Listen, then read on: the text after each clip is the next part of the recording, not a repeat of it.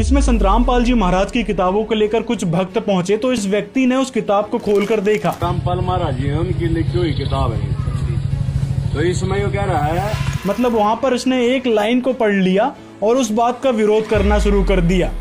भाई अपने भगवान अपने मंदिर का पूछो। गाँव में भाई गोगा गाँव में ये अशांति फैलाने का काम मत करो। गीता का जो ज्ञान भगवान श्री कृष्ण ने दिया है वो गलत दे रखा है, वो उसका अपना मत है।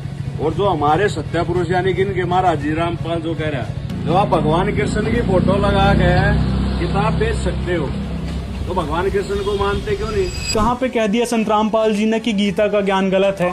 संत रामपाल जी ने बताया है कि जहाँ पर गीता ज्ञानदाता ने कहा कि ये मेरा मत है तो वो हमको माननीय नहीं है, क्योंकि ये काल भगवान जो गीता ज्ञानदाता है वह उसका स्वयं का मत है। बाकी की जो ज्ञान दिया है उस गीता ज्ञानदाता ने वह उस परमात्मा का संविधान बताया है जो कि वेदों से लिया गया है। मतलब जब यदि सच्चाई पता ना हो तो फिर फालतू की बकवाद नहीं करना चाहिए कि भगवान श्री कृष्ण जी ने गीता का ज्ञान दिया है। ये आदमी अब तक ये नहीं स्वीकार कर रहा है कि भागवत गीता का ज्ञान जो है भगवान श्री कृष्ण ने दिया था।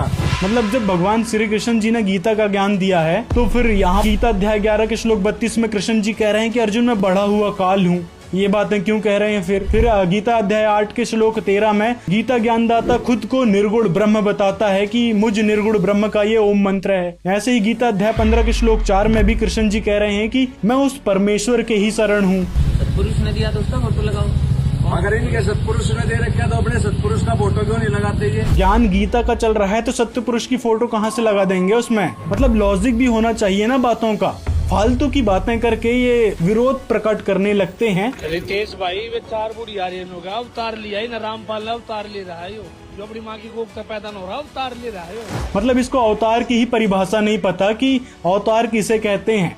तो ऐसे तो रामकृष्ण जी भी अवतार लेके आए थे, तो क्या वो माँ की कोख से नहीं आए थे? तो उनको भी तो विष्णु जी का अवतार कहा जाता है। तो इसी प्रकार अभी जो है संत रामपाल जी महाराज धरती पर अवतरित हुए हैं।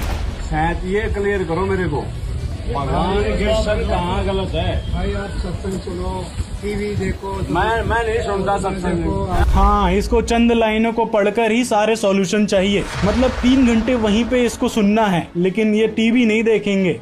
तो इस प्रकार की दोस्तों अंधभक्ति भी किस काम की?